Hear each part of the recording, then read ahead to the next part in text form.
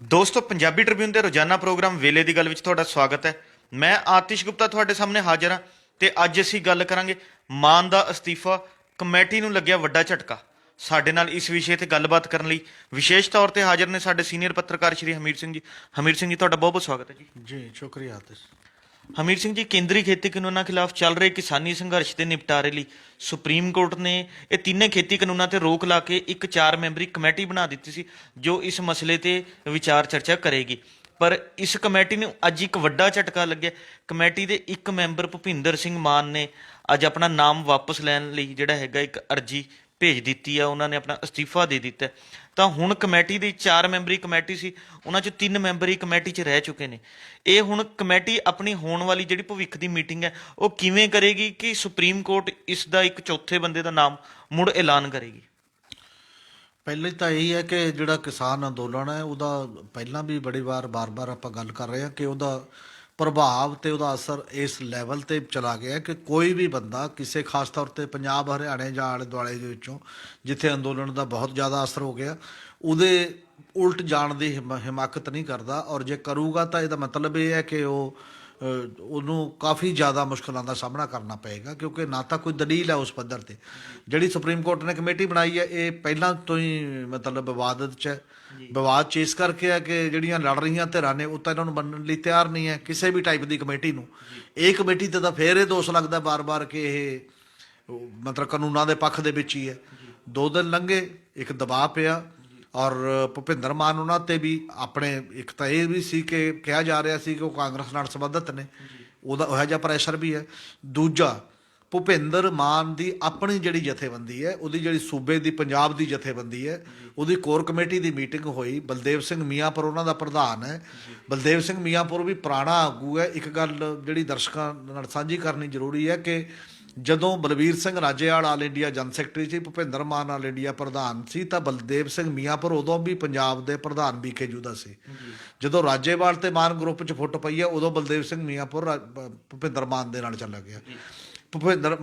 ਭੁਪਿੰਦਰ ਮਾਨ ਦੇ ਤੋਂ ਆਪਣੇ ਆਪ ਨੂੰ ਅਲੱਗ ਕਰਕੇ ਅੱਜ ਸਾਰੀ ਪੰਜਾਬ ਦੀ ਜਥੇਬੰਦੀ ਨੇ ਨਾ ਕੇਵਲ ਭੁਪਿੰਦਰ ਮਾਨ ਨਾਲੋਂ ਨਾਤਾ ਤੋੜਿਆ ਜਥੇਬੰਦਕ ਤੌਰ ਤੇ, ਬਲਕਿ ਉਹਨਾਂ ਦੀ ਜਿਹੜੀ ਆਲ ਇੰਡੀਆ ਇੱਕ ਕੋਆਰਡੀਨੇਸ਼ਨ ਕਮੇਟੀ ਹੈ ਜਿਹੜੀ ਬਾਕੀ ਬਣੀ ਉਹਦੇ ਤੋਂ ਵੀ ਆਪਣੇ ਆਪ ਨੂੰ ਬਾਹਰ ਕਰ ਲਿਆ।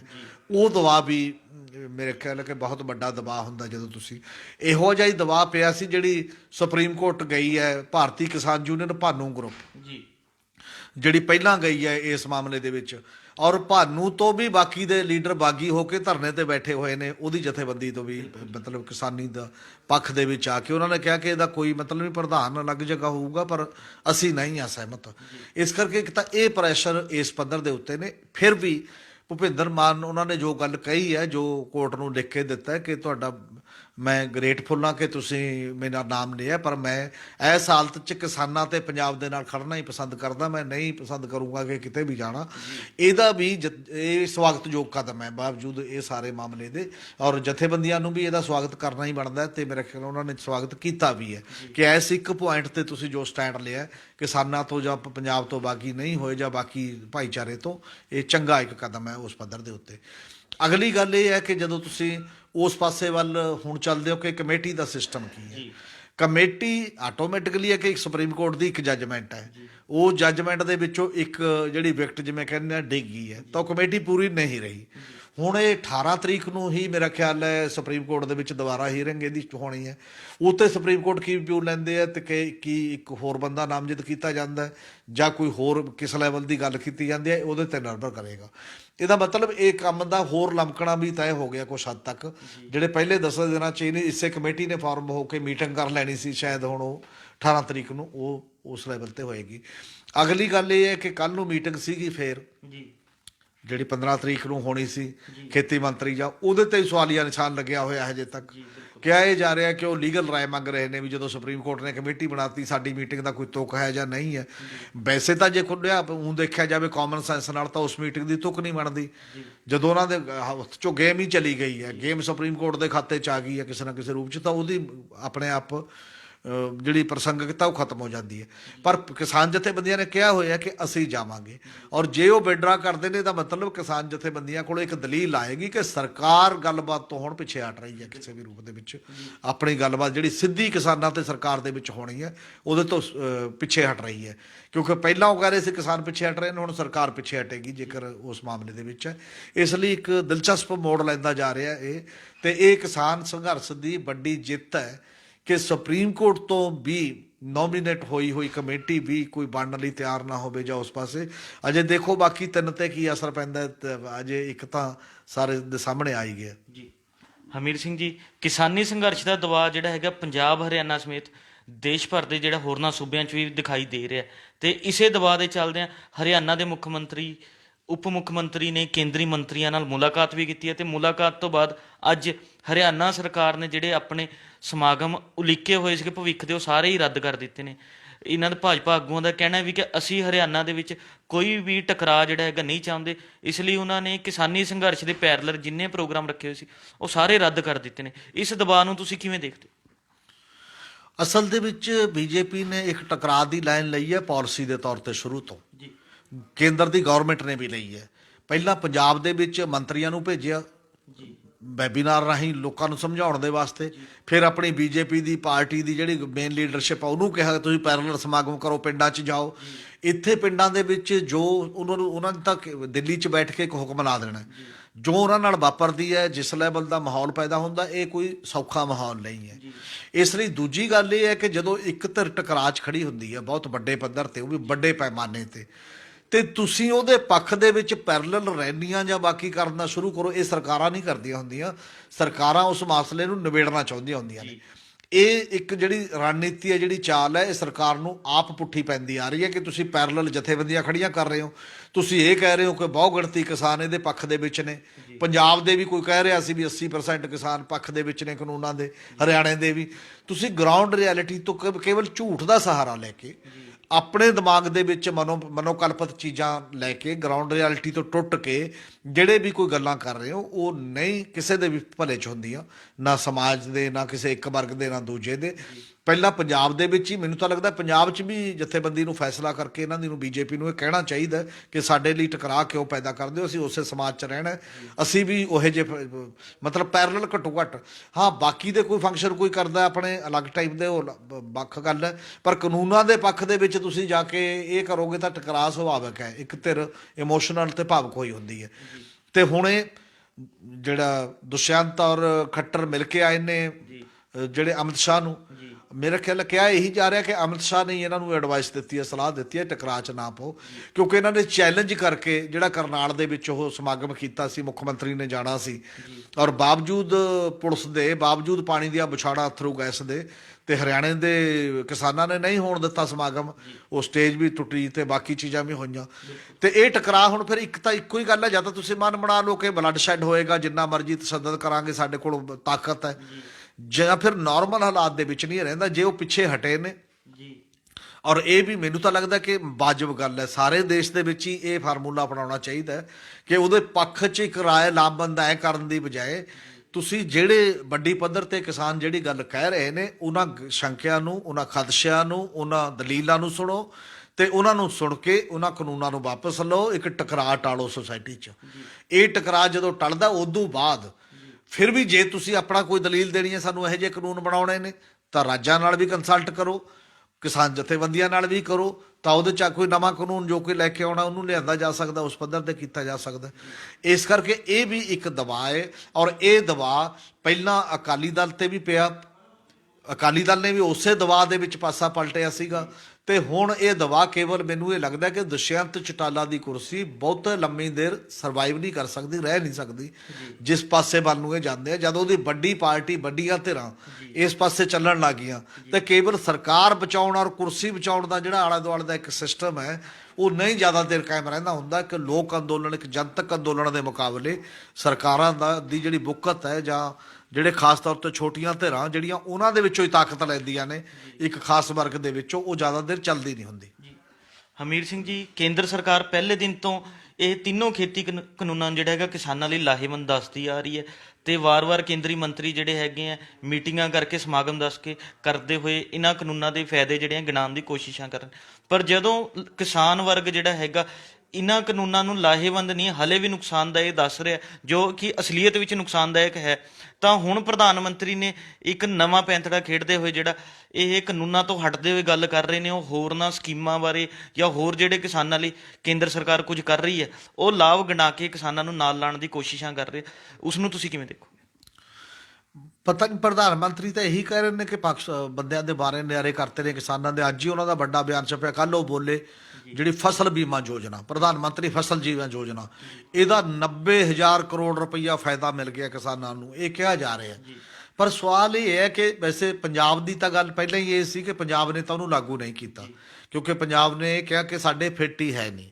ਜਿੱਥੇ ਇੰਨੀ ਜ਼ਿਆਦਾ ਇੰਟੈਂਸਿਵ ਜਾਂ ਇੰਨੀ ਜ਼ਿਆਦਾ ਠੀਕ ਤਰੀਕੇ ਦੀ ਪਾਣੀ ਸਿੰਜੂ ਤਰੀਕੇ ਦੇ ਨਾਲ ਮਤਲਬ ਫਸਲ ਹੁੰਦੀ ਹੋਵੇ, ਜੇ ਸੋਕਾ ਵੀ ਪੈ ਜੇ ਤਾਂ ਬਾਕੀ ਫਿਰ ਵੀ ਫਸਲ ਨਹੀਂ ਮਰਦੀ, ਲਾਗਤ ਵੱਧਦੀ ਹੈ ਉਹਦੀ, ਤੇ ਜਿਹਦਾ ਤੁਸੀਂ ਮੁਆਵਜ਼ਾ ਨਹੀਂ ਦੇ ਰਹੇ, ਪੰਜਾਬ ਨੇ ਲਾਗੂ ਨਹੀਂ ਕੀਤੀ। ਔਰ ਕਿੰਨੀਆਂ ਹੋਰ ਸਟੇਟਾਂ ਨੇ ਉਹਨੂੰ ਲਾਗੂ ਕਰਨ ਦੀ ਬਜਾਏ ਆਪਣੀਆਂ ਸਕੀਮਾਂ ਨੂੰ ਤਰਜੀਹ ਦਿੱਤੀ ਹੈ। ਪਹਿਲਾਂ ਜਦੋਂ ਇਹਨੂੰ ਤੁਸੀਂ ਲਾਗੂ ਕੀਤੀ, ਉਦੋਂ ਲਾਗੂ ਕਰਕੇ ਤੁਸੀਂ ਇਹਨੂੰ ਕੰਪਲਸਰੀ ਕੀਤਾ ਕਿ ਜਿਹੜੇ ਬੰਦਿਆਂ ਨੇ, ਜਿਹੜੇ ਕਿਸਾਨਾਂ ਨੇ ਲੋਨ ਲਏ ਹੋਏ ਨੇ ਉਹਦੇ ਗਲ ਮੜ ਦਿੱਤੀ ਗਈ, ਤੇ ਉਹੀ ਕਿਸਾਨਾਂ ਦੇ ਵਿਰੋਧ ਦੇ ਚੱਲਦਿਆਂ ਤੁਸੀਂ ਪਿਛਲੇ ਸਾਲ ਫਰਵਰੀ 2020 ਦੇ ਵਿੱਚ ਉਹਦੀ ਨੇਚਰ ਬਦਲੀ ਆ ਉਹਦੀ, ਕਿ ਹੁਣ ਇਹ ਕੰਪਲਸਰੀ ਨਹੀਂ ਹੋਊਗੀ, ਮਤਲਬ ਇਹ ਆਪਸ਼ਨਲ ਹੋਏਗੀ, ਤੁਸੀਂ ਲੈਣਾ ਚਾਹੋ ਲਓ, ਨਹੀਂ ਲੈਣਾ ਚਾਹੁੰਦੇ ਨਾ ਲਓ। ਔਰ ਇਸੇ ਕਰਕੇ ਇਹ ਹੈ ਕਿ ਉਹਦਾ ਲਗਾਤਾਰ ਜਦੋਂ 2018 ਦੇ ਵਿੱਚ ਕਈ ਜਗ੍ਹਾ ਫਸਲਾਂ ਮਰੀਆਂ, ਉਹਦਾ ਮੁਆਵਜ਼ਾ ਨਹੀਂ ਮਿਲਿਆ, ਤਾਂ ਇਹ ਇੱਕ ਗੱਲ ਚੱਲੀ ਸੀ ਬੜੇ ਪੱਧਰ ਤੇ। ਉਦੋਂ ਕੋਈ ਪੈਰਲਲ ਚੱਲਦੀ ਸੀ ਰਾਫੇਲ ਦੀ, ਕਿ ਰਾਫੇਲ ਦੇ ਵਿੱਚ ਬੜਾ ਵੱਡਾ ਘੁਟਾਲਾ ਹੋਇਆ, ਤਾਂ ਪੈਰਲਲ ਇਹ ਆਇਆ, ਲਗਾਤਾਰ ਛਪਦਾ ਰਿਹਾ ਕਿ ਇਹ ਰਾਫੇਲ ਤੋਂ ਵੀ ਵੱਡਾ ਘੁਟਾਲਾ ਹੈ, ਕਿਉਂਕਿ ਕੁਝ ਇੱਕ ਖਾਸ ਰਾਜ ਦੇ ਵਿੱਚ ਹੀ 49,000 ਕਰੋੜ ਰੁਪਈਆ ਹਾਸਲ ਕਰਕੇ ਤੇ ਕਿਸਾਨਾਂ ਤੋਂ ਜਾਂ ਸਟੇਟ ਤੋਂ, ਕੇਂਦਰ ਤੋਂ, ਤੇ ਤੁਸੀਂ ਦੇ ਕੁਝ ਵੀ ਨਹੀਂ ਰਹੇ, ਤਾਂ ਮਤਲਬ ਫਿਰ ਫਾਇਦਾ ਕਿਵੇਂ ਹੋ ਜਾਏਗਾ ਉਸ ਲੈਵਲ ਤੇ? ਜਿਹੜੀਆਂ ਕੰਪਨੀਆਂ ਸੀ 10 ਪ੍ਰਾਈਵੇਟ, ਉਹਨਾਂ ਚੋਂ ਇੱਕ ਕੰਪਨੀ ਇਸ ਦੇਸ਼ ਤੋਂ ਹੀ ਪੈਸਾ ਇਕੱਠਾ ਕਰਕੇ ਦੁਨੀਆ ਦੀ ਫਸਲ ਬੀਮਾ ਯੋਜਨਾ 'ਚ ਸਭ ਤੋਂ ਬੜੀ ਕੰਪਨੀ ਬਣ ਗਈ ਹੈ। ਉਹਨੇ ਅਰਬਾਂ ਰੁਪਏ ਕਮਾ ਲਏ ਨੇ ਉਸ ਮਾਮਲੇ ਦੇ ਵਿੱਚ, ਔਰ ਕਿਸਾਨੀ ਨੂੰ ਤਾਂ ਨਹੀਂ ਲਾਭ ਹੋਇਆ। ਔਰ ਜਦੋਂ ਕਹਿੰਦੇ ਸੀ ਕਿਸਾਨੀ ਦੀ ਆਮਦਨ ਵਧਾਉਣੀ ਹੈ, ਉਦੋਂ ਕਹਿੰਦੇ ਸੀ ਅਸੀਂ ਫਸਲ ਬੀਮਾ ਯੋਜਨਾ ਦੇਤੀ। ਤੇ ਇਹ ਜਿਹੜੀਆਂ ਚੀਜ਼ਾਂ ਹੁੰਦੀਆਂ ਨੇ, ਤੁਸੀਂ ਕਹਿੰਦੇ ਵੀ ਸਵਾਮੀਨਾਥਨ ਰਿਪੋਰਟ ਲਾਗੂ ਕਰੋ, ਉਹ ਕਹਿੰਦੇ ਅਸੀਂ ਤੁਹਾਡੀ ਆਮਦਨ ਦੁੱਗਣੀ ਕਰਾਂਗੇ। ਕਾਹਦੇ 'ਚੋਂ ਕਰੋਗੇ, ਕਿਵੇਂ ਕਰੋਗੇ, ਉਹਦਾ ਤਰੀਕਾ ਕੀ ਹੈ, ਕੋਈ ਤਾਂ ਗੱਲ ਦੱਸੋਗੇ ਨਾ। ਔਰ ਇਹਦੇ ਤੋਂ ਬਿਨਾਂ ਜਿਹੜੀਆਂ ਚੀਜ਼ਾਂ ਸਾਡੇ ਸਾਹਮਣੇ ਆ ਰਹੀਆਂ ਨੇ, ਇਹ ਸਾਰਾ ਹੀ ਇੱਕ ਲਿਫਾਫੇਬਾਜ਼ੀ ਹੈ। ਗਰਾਊਂਡ ਤੇ ਜਾ ਕੇ ਜਦੋਂ ਲੋਕਾਂ ਦੇ ਘਰ 'ਚ ਪੈਸਾ ਨਹੀਂ ਨਾ ਜਾਂਦਾ, ਉਹਨੂੰ ਸਮਝ ਆ ਜਾਂਦੀ ਹੈ ਕਿ ਇਹ ਬੋਲਚਾਲ ਦਾ ਕੋਈ ਫਾਇਦਾ ਨਹੀਂ ਹੈ। ਔਰ ਬੋਲਚਾਲ ਦਾ ਕੁਝ ਇਹੀਆਂ ਜਿਹੀਆਂ ਚੀਜ਼ਾਂ ਤੋਂ ਤੁਸੀਂ ਕਰ ਸਕਦੇ ਹੋ ਜਿਹਦਾ ਤੁਰੰਤ ਫਾਇਦਾ ਨੁਕਸਾਨ ਦਿਖਾਈ ਨਾ ਦਿੰਦਾ ਹੋਵੇ। ਇਹਦਾ ਫਾਇਦਾ ਨੁਕਸਾਨ ਤਾਂ ਹਰ ਫਸਲ ਤੇ ਦਿਖਾਈ ਦਿੰਦਾ, ਹਰ ਜਦੋਂ ਵੀ ਕੋਈ ਮੰਡੀ ਜਾਂਦਾ ਉਦੋਂ ਦਿਖਾਈ ਦੇ ਜਾਂਦਾ ਕਿ ਉਹਨੂੰ ਕੁਝ ਮਿਲਦਾ ਵੀ ਹੈ ਜਾਂ ਨਹੀਂ ਮਿਲਦਾ। ਇਸੇ ਕਰਕੇ ਇਹ ਹੈ ਕਿ ਜਿਹੜਾ ਇਹ ਮਾਹੌਲ ਚਲਾਇਆ ਹੈ, ਅਸਲ ਦੇ ਵਿੱਚ ਸਭ ਤੋਂ ਬੜਾ ਸਵਾਲ ਇਹੀ ਹੈ ਕਿ ਇਹ ਟੈਕਨੀਕਲ ਗੱਲਾਂ 'ਚ ਨਹੀਂ ਹੈ, ਵੱਡੀ ਅਪਰੋਚ ਦਾ ਸਵਾਲ ਹੈ। ਤੁਸੀਂ ਖੇਤੀ ਨੂੰ ਕਾਰਪੋਰੇਟ ਦੇ ਹਵਾਲੇ ਕਰਕੇ ਹੀ ਅੱਗੇ ਚਲਾਉਣਾ ਚਾਹੁੰਦੇ ਹੋ, ਜਾਂ ਤੁਸੀਂ ਖੇਤੀ ਨੂੰ ਮੁਨਾਫੇ ਦੀ ਬਜਾਏ ਲੋਕਾਂ ਦਾ ਢਿੱਡ ਭਰਨ ਲਈ ਤੇ ਕਰੋੜਾਂ ਲੋਕਾਂ ਦੇ ਰੁਜ਼ਗਾਰ ਦੇ ਵਸੀਲੇ ਦੇ ਵਜੋਂ ਜਿਹੜਾ ਭਾਈਚਾਰਕ ਤਰੀਕੇ ਨਾਲ ਖੇਤੀ ਕਰਨ ਦੇ ਪੱਖ ਦੇ ਵਿੱਚੋਂ, ਇਹ ਅਸਲ ਦੇ ਵਿੱਚ ਵੱਡੀ ਲੜਾਈ ਇਸ ਪਾਸੇ ਵੱਲ ਹੈ ਹੁਣ ਵੀ। ਔਰ ਉਹ ਲੜਾਈ ਦੇ ਵਿੱਚ ਜਿਹੜਾ ਵੀ ਦੂਜੇ ਪਾਸੇ ਖੜਾ ਹੈ, ਜਿੰਨਾ ਮਰਜ਼ੀ ਚੀਕੀ ਜਾਵੇ, ਉਹ ਨਹੀਂ ਪੱਖ 'ਚ ਹੋ ਸਕਦਾ ਕਮਿਊਨਿਟੀ ਦੇ, ਭਾਈਚਾਰੇ ਦੇ, ਜਾਂ ਰੁਜ਼ਗਾਰ ਦੇ, ਜਾਂ ਬਾਕੀ ਚੀਜ਼ਾਂ ਦੇ। ਉਹ ਕਾਰਪੋਰੇਟ ਦੇ ਦਾਇਰੇ ਦੇ ਵਿੱਚ ਹੀ ਖੜਾ ਹੈ। ਜਿਵੇਂ ਸਾਫ਼ ਇਹ ਸਾਡੇ ਉਹਦੇ 'ਚ ਕਿਹਾ, ਗੁਰੂ ਨਾਨਕ ਸਾਹਿਬ ਨੇ ਤਾਂ ਸਾਫ਼ ਲਕੀਰ ਖਿੱਚੀ ਸੀ ਕਿ ਮਲਕ ਭਾਗੋ ਤੇ ਭਾਈ ਲਾਲੋ 'ਚ ਇੱਕ ਚੁਣਨਾ ਪਏਗਾ। ਮੈਂ ਉਹਦੇ ਨਾਲ ਖੜਾ, ਤੁਸੀਂ ਮਲਕ ਭਾਗੋ ਨਾਲ ਖੜੇ ਹੋ। ਮਲਕ ਭਾਗੋ, ਅਡਾਨੀ ਤੇ ਅੰਬਾਨੀ ਨੇ ਉਹਦੇ ਪੱਖ 'ਚ ਪਾਲਿਸੀਆਂ ਬਣਦੀਆਂ ਨੇ। ਜਿੰਨਾ ਬੀਮਾ ਕੰਪਨੀਆਂ ਨੂੰ ਪੈਸਾ ਲਟਾਉਣਾ ਹੈ ਉਹਨੂੰ ਲਟਾਓ, ਜਿੰਨਾ ਕਾਰਪੋਰੇਟ ਕੰਪਨੀਆਂ ਨੂੰ ਦੂਜੇ ਫੂਡ ਮਾਰਕੀਟ 'ਚ ਲਿਆਉਣਾ ਤਾਂ ਵੀ ਪੈਸਾ ਲਟਾਉਣਾ, ਉਹਨੂੰ ਕਮਾਓ। ਉਹ ਸਾਰਾ ਪੈਸਾ ਉੱਧਰ ਜਾ ਰਿਹਾ ਹੈ। ਇਹ ਦੁਨੀਆ ਦੀ ਹਕੀਕਤ ਹੈ, ਇਕੱਲੇ ਸਾਡੀ ਹਕੀਕਤ ਨਹੀਂ ਹੈ। ਇਹ ਤੋਂ ਅੱਖਾਂ ਬੰਦ ਕਰਕੇ, ਜੇ ਕਬੂਤਰ ਅੱਖਾਂ ਬੰਦ ਕਰ ਲਏ ਬਿੱਲੀ ਨੂੰ ਦੇਖ ਕੇ, ਤਾਂ ਜਾਨ ਨਹੀਂ ਬਚਦੀ। ਤੇ ਇਸ ਲਈ ਦੇਖ ਕੇ ਹੀ ਜਾਨ ਬਚੂਗੀ, ਜਦੋਂ ਵੀ ਬਚੂਗੀ। ਦੇਸ਼ ਦੇ ਲੋਕ ਸਿਆਣੇ ਹੋ ਰਹੇ ਨੇ, ਉਹਨਾਂ ਨੂੰ ਇਹ ਚੀਜ਼ਾਂ ਸਮਝ ਜ਼ਰੂਰ ਆ ਰਹੀਆਂ ਨੇ, ਇਸੇ ਕਰਕੇ ਉਹ ਇਸ ਅੰਦੋਲਨ 'ਚ ਲੱਗੇ ਨੇ। ਜੀ ਹਮੀਰ ਸਿੰਘ ਜੀ, ਸੰਯੁਕਤ ਕਿਸਾਨ ਮੋਰਚੇ ਨੇ 26 ਜਨਵਰੀ ਨੂੰ ਗਣਤੰਤਰ ਦਿਵਸ ਵਾਲੇ ਦਿਨ ਟਰੈਕਟਰ ਮਾਰਚ ਪਰੇਡ ਕੱਢਣ ਦਾ ਜਿਹੜਾ ਐਲਾਨ ਕੀਤਾ ਹੈ, ਦੇਸ਼ ਭਰ 'ਚ ਉਹਦੀਆਂ ਤਿਆਰੀਆਂ ਵੀ ਚੱਲ ਰਹੀਆਂ ਨੇ। ਪਰ ਇਸ ਪਰੇਡ ਨੂੰ ਲੈ ਕੇ ਕਈ ਤਰ੍ਹਾਂ ਦੇ ਸਵਾਲ ਜਿਹੜੇ ਹੈਗੇ ਆ ਖੜੇ ਹੋ ਰਹੇ ਨੇ। ਇਹਨਾਂ ਸਵਾਲਾਂ ਦੇ ਹੱਲ ਲਈ ਜਿਹੜਾ ਹੈਗਾ ਭਾਰਤੀ ਕਿਸਾਨ ਯੂਨੀਅਨ ਦੇ ਆਗੂ ਬਲਬੀਰ ਸਿੰਘ ਰਾਜੇਵਾਲ ਨੇ ਲੋਕਾਂ ਨੂੰ ਇੱਕ ਅਪੀਲ ਵੀ ਕੀਤੀ ਹੈ। ਅਸੀਂ ਜਾਣਨਾ ਚਾਹਾਂਗੇ ਉਹਨਾਂ ਨੇ ਕੀ ਅਪੀਲ ਕੀਤੀ। ਅਸਲ 'ਚ ਜਿਹੜੀ ਅਪੀਲ ਇਹੀ ਹੈ ਕਿ ਕਿਸਾਨ ਜਿਹੜਾ ਉਹ ਮਾਰਚ ਹੈ, ਟਰੈਕਟਰ ਮਾਰਚ ਹੈ, ਉਹ ਪੀਸਫੁਲ ਰਹਿਣਾ ਚਾਹੀਦਾ, ਕਿਉਂਕਿ ਇਸ ਸੰਘਰਸ਼ ਦੀ ਸਭ ਤੋਂ ਬੜੀ ਸਟਰੈਂਥ ਜਿਹੜੀ ਹੈ, ਕਾਮਯਾਬੀ ਹੈ, ਉਹ ਸ਼ਾਂਤਮਈ ਹੈ। ਦੂਜੀ ਇਸ ਸੰਘਰਸ਼ ਦੀ ਸਭ ਤੋਂ ਬੜੀ ਕਾਮਯਾਬੀ ਇਹ ਹੈ ਕਿ ਇਹਦੇ 'ਚ ਕਨਫਿਊਜ਼ਨ ਨਹੀਂ ਹੈ, ਔਰ ਕਨਫਿਊਜ਼ਨ ਜਾਂ ਉਲਝਣ ਪਾਉਣ ਦੀ ਕੋਸ਼ਿਸ਼ ਬੜੀ ਕੀਤੀ ਹੈ ਸਰਕਾਰ ਨੇ ਵੀ ਤੇ ਕਈ ਹੋਰ ਲੋਕਾਂ ਨੇ ਵੀ, ਪਰ ਉਲਝਣ ਨਹੀਂ ਹੈ। ਉਹਨਾਂ ਨੂੰ ਪਤਾ ਹੈ ਕਿ ਆਪਾਂ ਆਹ ਕੰਮ ਕਰਨਾ ਤੇ ਸਾਰੇ ਉਹੀ ਕੰਮ ਉਸ ਤਰੀਕੇ ਦੇ ਨਾਲ ਕਰਦੇ ਨੇ, ਔਰ ਇਕਮੁੱਠਤਾ ਉਹਦੀ। ਔਰ ਵੱਖ-ਵੱਖ ਵਿਚਾਰਾਂ ਦੀਆਂ ਜਥੇਬੰਦੀਆਂ ਨੇ, ਇਹ ਤੋਂ ਕੋਈ ਮੁਨਕਰ ਨਹੀਂ ਹੋ ਸਕਦਾ। ਔਰ ਵੱਖ-ਵੱਖ ਵਿਚਾਰਾਂ ਦੇ ਲੋਕ ਆਪਣੀਆਂ ਵਿਚਾਰਧਾਰਾਵਾਂ ਲੈ ਸਕਦੇ ਨੇ ਇਸ ਦੇਸ਼ ਦੇ ਵਿੱਚ, ਉਹਦੇ ਤੋਂ ਵੀ ਕੋਈ ਮੁਨਕਰ ਨਹੀਂ ਹੋ ਸਕਦਾ। ਪਰ ਕਿਸਾਨ ਅੰਦੋਲਨ, ਕਿਉਂਕਿ ਇਹ 3 ਕਾਨੂੰਨਾਂ ਨੂੰ ਵਾਪਸ ਬੁਲਾਉਣ ਦੇ ਇੱਕ ਕੇਂਦਰੀ ਨੁਕਤੇ ਤੇ ਸਹਿਮਤ ਹੈ, ਇਸ ਲਈ ਉਹਦੇ ਤੋਂ ਇੱਧਰ ਉੱਧਰ ਜਦੋਂ ਵੀ ਜਾਂਦੇ ਹੋ, ਉਹਨਾਂ ਦਾ ਕਹਿੰਦਾ ਸੀ ਕੁਝ ਜਥੇਬੰਦੀਆਂ ਨੇ ਬੈਠ ਕੇ ਇਹ ਫੈਸਲਾ ਕਰਤਾ ਕਿ ਇੱਕ ਜਥੇਬੰਦੀ ਨੇ ਕਹਿਤਾ ਜਿਹੜਾ ਲਾਲ ਕਿਲੇ ਤੇ ਝੰਡਾ ਚੜਾਊਗਾ ਉਹਨੂੰ 2 ਕਰੋੜ ਰੁਪਏ ਦੇਵਾਂਗੇ, ਕਿਸੇ ਨੇ ਕਹਿਤਾ ਆਹ ਕਰਾਂਗੇ। ਉਹ ਕਹਿੰਦੇ ਵੀ ਇਹਦੇ ਤੋਂ ਗੁਰੇਜ਼ ਕਰੋ। ਇਹ ਜਿਹੜੀਆਂ ਚੀਜ਼ਾਂ ਨੇ, ਜਿਹੋ ਜਿਹਾ ਸਰਕਾਰ ਕਰਨਾ ਚਾਹੁੰਦੀ ਹੈ ਉਹੋ ਜਿਹੇ ਤੁਸੀਂ ਉਹਨੂੰ ਮੌਕਾ ਦੇ ਰਹੇ ਹੋ, ਤੇ ਇਹ ਪੀਸਫੁਲ ਸੰਘਰਸ਼ ਰਹੇਗਾ। ਟਰੈਕਟਰ ਮਾਰਚ ਹੋਏਗਾ, ਟਰੈਕਟਰ ਪਰੇਡ ਹੋਏਗੀ, ਔਰ ਪਰ ਸ਼ਾਂਤਮਈ ਤਰੀਕੇ ਦੇ ਨਾਲ, ਸਵੈ ਅਨੁਸ਼ਾਸਨ ਤਰੀਕੇ ਨਾਲ। ਔਰ ਇਹਦੇ 'ਚ ਕੋਈ ਗਲਤ ਗੱਲ ਨਹੀਂ ਹੈ ਉਸ ਪੱਧਰ ਤੇ। ਜਿਹੜੇ ਲੋਕਾਂ ਨੇ ਆਪਣਾ ਇਨਕਲਾਬ ਕਰਨਾ ਉਹ ਇਨਕਲਾਬ ਕਰ ਲੈਣਗੇ ਅੰਦੋਲਨ ਦੇ ਨਾਲ ਜੋੜ ਕੇ। ਜਿਨ੍ਹਾਂ ਨੇ ਖਾਲਿਸਤਾਨ ਬਣਾਉਣਾ ਉਹ ਖਾਲਿਸਤਾਨ ਆਪਣੇ ਤਰੀਕੇ ਨਾਲ ਬਣਾ ਲੈਣਗੇ ਜੇ ਬਣਾਉਣਾ ਹੋਵੇ ਕਿਸੇ ਨੇ ਦੂਜਾ। ਪਰ ਇਹ ਅੰਦੋਲਨ ਨਹੀਂ ਹੈ। ਉਹ ਤੁਸੀਂ ਆਪਣਾ ਪੋਲੀਟਿਕਸ ਜਿੱਥੇ ਮਰਜ਼ੀ ਰੈਲੀਆਂ ਕਰੋ, ਮੁਜ਼ਾਹਰੇ ਕਰੋ, ਉਹਦੇ ਮੁਤਾਬਕ ਚਲਾਉਣ ਦੀ ਕੋਸ਼ਿਸ਼ ਕਰੋ, ਕੋਈ ਫਰਕ ਨਹੀਂ ਪੈਂਦਾ। ਪ੍ਰਾਈਵੇਟ ਸੈਮੀਨਾਰ ਕਰ ਸਕਦੇ ਹੋ, ਡਿਬੇਟ ਕਰਾ ਲਓ, ਜੋ ਮਰਜ਼ੀ ਕਰੋ, ਪਰ ਅੰਦੋਲਨ ਦੀ ਧਾਰ ਇੱਕ ਰਹਿਣ ਦਿਓ, ਕਿਉਂਕਿ ਇਹਦੀ ਅਗਵਾਈ ਫਿਲਹਾਲ ਕਿਸਾਨ ਜਥੇਬੰਦੀਆਂ ਕਰ ਰਹੀਆਂ ਨੇ। ਉਹ ਕਿਸਾਨ ਜਥੇਬੰਦੀਆਂ ਵੱਲੋਂ ਉਲੀਕਿਆ ਸਰਬਸੰਮਤ ਜੋ ਫੈਸਲਾ ਹੋਏਗਾ, ਉਹੀ ਫੈਸਲਾ ਸਭ ਦੇ ਲਈ ਸਭ ਤੋਂ ਫਿੱਟ ਹੋਏਗਾ। ਉਸ ਪਾਸੇ ਵੱਲ ਜਾਣ ਦੀ ਲੋੜ ਹੈ। ਔਰ ਜੇਕਰ ਇਹ ਇਸੇ ਤਰੀਕੇ ਨਾਲ ਚੱਲਦਾ ਜਾਂਦਾ ਹੈ, ਜਿਸ ਤਰੀਕੇ ਨਾਲ ਹੁਣ ਸਟਰਗਲ ਚੱਲ ਰਹੀ ਹੈ, ਜਿੰਨਾ ਦਬਾਅ ਗੌਰਮੈਂਟ ਤੇ ਦਿਖਾਈ ਦੇ ਰਿਹਾ, ਤੇ ਉਹ ਬਿੱਲ ਵਾਪਸ ਨਾ ਹੋਣ, ਇਹ ਸਵਾਲ ਐਸਾ ਕੋਈ ਨਹੀਂ ਹੈ। ਹਾਂ, ਇਹ ਗੱਲ ਹੈ ਕਿ ਬਿੱਲ ਵਾਪਸ ਵੀ ਹੋ ਗਏ ਫਿਰ ਵੀ ਸੰਕਟ ਬਰਕਰਾਰ ਰਹਿਣਗੇ, ਬਹੁਤ ਵੱਡੇ ਸੰਕਟ ਨੇ। ਉਹਦੇ ਤੇ ਆਪਣੇ ਤਰੀਕੇ ਦੇ ਨਾਲ ਸੋਚਿਆ ਜਾ ਸਕਦਾ। ਹਰ ਬੰਦਾ ਆਪਣਾ ਇੱਕ ਏਜੰਡਾ ਦੇ ਸਕਦਾ ਕਿ ਇਸ ਏਜੰਡੇ ਤੇ ਐ ਹੋਣਾ ਚਾਹੀਦਾ, ਪਰ ਇਹ ਉਦੋਂ ਅਗਲੇ ਏਜੰਡੇ ਨੇ ਨਾਲ ਦੀ ਨਾਲ। ਚਰਚਾ 'ਚ ਜਿੱਥੇ ਮਰਜ਼ੀ ਕਰੋ, ਪਰ ਉਸ ਐਕਸ਼ਨ 'ਚ ਸ਼ਾਮਲ ਨਾ ਕਰੋ। ਉਸ ਐਕਸ਼ਨ ਨੂੰ ਮਤਲਬ ਡਿਸਟਾਰਟ ਕਰਨ ਦੀ ਜਾਂ ਉਹਨੂੰ ਵਿਗਾੜਨ ਦੀ ਕੋਸ਼ਿਸ਼ ਨਾ ਕੀਤੀ ਹੈ। ਇਹ ਸਨ ਸਾਡੇ ਸੀਨੀਅਰ ਪੱਤਰਕਾਰ ਸ਼੍ਰੀ ਹਮੀਰ ਸਿੰਘ ਜੀ, ਜਿਨ੍ਹਾਂ ਨੇ ਆਪਣੇ ਵਡਮੁੱਲੇ ਵਿਚਾਰ ਸਾਡੇ ਨਾਲ ਸਾਂਝੇ ਕੀਤੇ। ਕਰਦਿਆਂ ਦੱਸਿਆ ਹੈ ਵੀ ਕਿ ਇਹ ਸ਼ਾਂਤਮਈ ਸੰਘਰਸ਼ ਹੀ ਹੈ ਜਿਹੜਾ ਜਿੱਤ ਦਾ ਰਾਹ ਤਿਆਰ ਕਰੇਗਾ, ਤੇ ਇਸ ਸੰਘਰਸ਼ ਨੂੰ ਸ਼ਾਂਤਮਈ ਹੀ ਅੱਗੇ ਤੋਰਿਆ ਜਾਵੇ। ਇਸ ਨੂੰ ਕਿਸੇ ਦੀ ਹੁੰਗਾਰੇ ਦੇ ਵਿੱਚ ਆ ਕੇ ਜਾਂ ਕਿਸੇ ਸ਼ਰਾਰਤੀ ਤੱਤਵਾਂ ਦੇ ਜਿਹੜੇ ਕਹਿਣ ਤੇ ਇਸ ਨੂੰ ਕਿਸੇ ਹੋਰ ਰਾਹ ਤੇ ਨਾ ਲਿਜਾਇਆ ਜਾਵੇ। ਇਸ ਨੂੰ ਸ਼ਾਂਤਮਈ ਤਰੀਕੇ ਨਾਲ ਹੀ ਚਲਾਇਆ ਜਾਵੇ। ਕੱਲ੍ਹ ਨੂੰ ਇਸੇ ਸਮੇਂ ਫੇਰ ਮਿਲਾਂਗੇ ਪ੍ਰੋਗਰਾਮ ਵੇਲੇ ਦੀ ਗੱਲ ਵਿੱਚ। ਧੰਨਵਾਦ।